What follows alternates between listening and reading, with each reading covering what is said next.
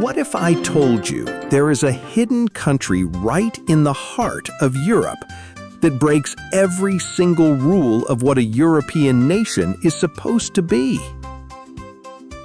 Imagine a land where the beautiful sound of the Islamic call to prayer, the adhan, echoes daily through modern European streets, where over 93% of the population is Muslim, yet their lifestyle is a fascinating blend of European modernity and Islamic values. But wait, it gets even more unbelievable. A society where some rural women legally reject their female identity, wear men's clothes, and become the male head of the household. A capital city where stunning women visibly outnumber men on the streets. Welcome to Kosovo, the youngest and perhaps the most misunderstood country in Europe. This isn't just a beautiful destination, it is a living story of absolute survival, bloody history, and an unbreakable spirit. But stay until the very end, because behind Kosovo's independence lies a deep, unresolved geopolitical conflict that could trigger another massive explosion in Europe at any moment. To truly understand Kosovo, we first need to look at its unique and raw geography. Tucked away in the Balkan region of Southeast Europe, Kosovo is a tiny landlocked nation covering just about 10,908 square kilometers. To put that into perspective, it's roughly the size of the U.S. state of Delaware. But do not let its small size fool you. Over 39% of this country is covered in dense, untamed forests and breathtaking mountain ranges like the Raguva Canyon and Shari Mountains. But Kosovo's soil holds a massive secret. Deep beneath these stunning green landscapes lies an incredible wealth of natural resources. Yet despite sitting on billions of dollars worth of minerals, Kosovo remains one of the poorest and most economically challenged nations in Europe. But how did a country so rich in resources end up struggling to survive? The answer is buried deep within a dramatic 1,000-year-old history. Kosovo's history is a massive real-life drama. To understand the root of today's conflict, we have to look back 700 years into the Middle Ages.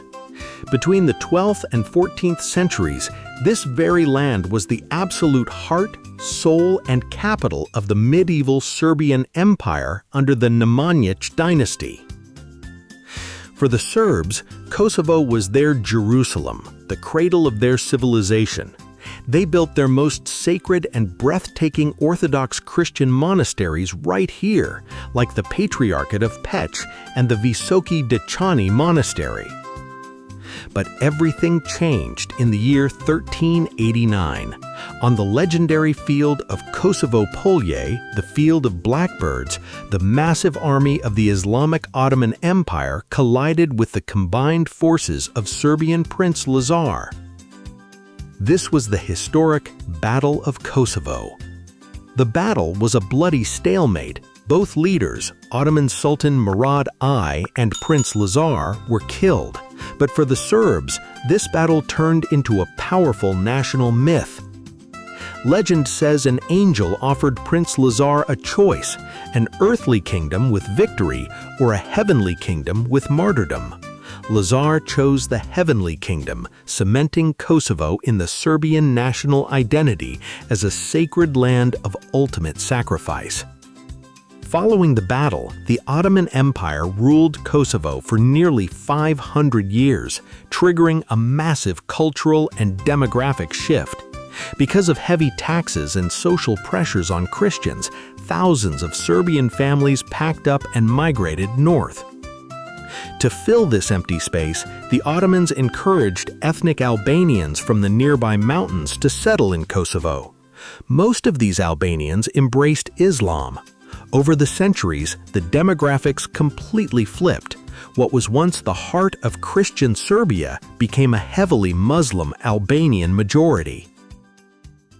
Today, over 95.6% of Kosovo's population identifies as Muslim, followed by small communities of Roman Catholics and Orthodox Christians.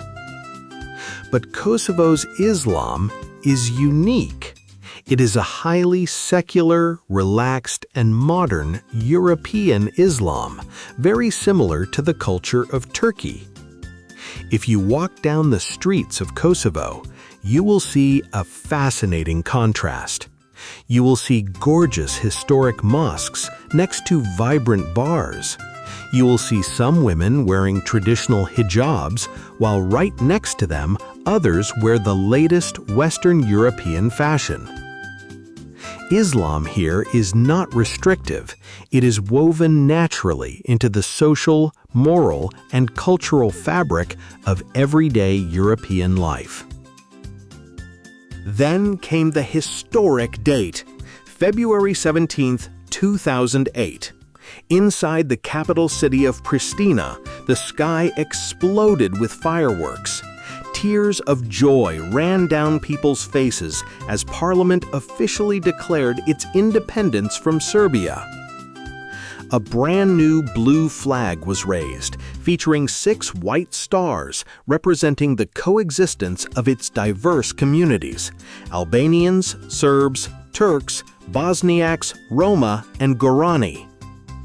Today, over 100 countries recognize Kosovo as an independent nation, though Serbia still bitterly rejects it.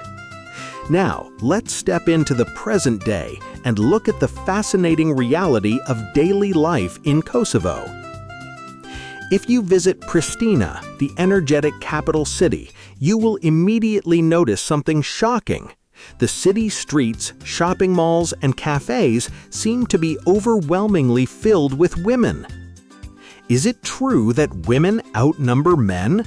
Drop your comment below. Historically, the brutal war of the late 90s and massive economic emigration left a visible mark on the population. Many men tragically lost their lives, and thousands of others emigrated to Western Europe in search of work. This demographic shift has turned Pristina into an incredibly dynamic, female-forward city. Women are the absolute powerhouse of the local economy.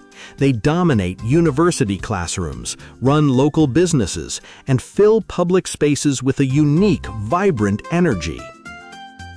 Kosovar women are internationally famous for their striking, unique beauty, combining fair skin, sharp European features, and expressive almond eyes. Today, many Kosovar models and actresses are shining on the global stage. While the cities are modern, if you travel deep into the rural, isolated mountains of Kosovo, you will step back into a world of ancient, shocking traditions. In some remote villages, there is a centuries-old tradition called the sworn virgins. In families with no male heirs, a woman can choose to take an oath of celibacy. She cuts her hair, wears men's clothing, smokes, carries weapons, and legally takes on the role of a man. From that day on, society treats her completely as a man, allowing her to become the official head of the household and look after the family property. On top of that, superstition is still very much alive in the countryside. Many locals still place strong faith in traditional amulets, protection from the evil eye, and old folklore tales of spirits and ghosts. It is a mesmerizing mix of 21st century modernity and ancient Balkan mysticism. So, what is it actually like to live in this newborn European state? Surprisingly, despite its economic struggles, Kosovo is incredibly cheap, vibrant, and remarkably safe. Violent crime is practically non-existent, and travelers consistently note a deep feeling of security even late at night. Let's talk about money. The local currency is the euro. Yes, Kosovo uses the euro even though it is not an EU member. The cost of living here is unbelievably low compared to Western Europe. You can walk into a local restaurant and enjoy a massive, hearty meal of traditional grilled meat, fresh bread, and salad for just around €3. A coffee at a trendy Pristina cafe costs about just €1. A month's grocery bill for a single person can be €100 to €150. Rent is also very low. A one-bedroom apartment in Pristina's city center costs between €250 and €400 per month. Outside the capital, you can find apartments for even less, around €150 to €250. Because of these low prices, social life is highly active. If you walk around Pristina at 2 p.m. on a random Tuesday, you will find the outdoor cafes completely packed with people. For foreigners, this looks shocking. Doesn't anyone work? But in Kosovo, coffee is not just a drink, it is an absolute way of life. It is where business deals are made, friendships are kept, and everyday life is slowly appreciated. Kosovo's true wealth is not its minerals, it is its people. With a total population of around 1.8 million, Kosovo has the youngest population in the entire European continent. Over half of its citizens are under the age of 30. This is why it is proudly called the youngest country in Europe. Kosovo is far more than just a place on a map. It is an extraordinary story of faith, intense struggle, beautiful hospitality, and an unstoppable journey toward the future. It is a country that looked into the eyes of destruction and chose to rebuild itself with peace, love, and unity. Let me know your thoughts in the comments below.